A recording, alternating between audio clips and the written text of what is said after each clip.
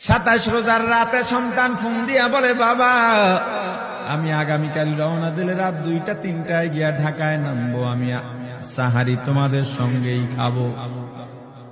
মা বসে আছে, মায়ের সন্তানের বাবাও বসে আছে, সন্তান আসবে।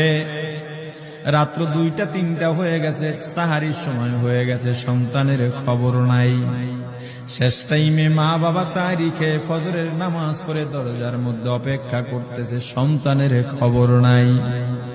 8টা, 9টা, 10টা বেজে গেছে, মায়ের মনটার ভালো লাগে না।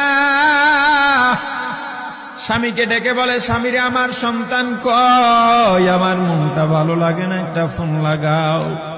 স্বামী ডাক দিয়া বলে, চিন্তা করো না, ঈদের সময় যানজট থাকতে পারে, চলে আসবে। কিছুক্ষণ পর বাবার মনটাও ভালো লাগে না, বাইরে নেমে পায়চারি করতেছে, হঠাৎ করে একটা ফোন চলে আসছে।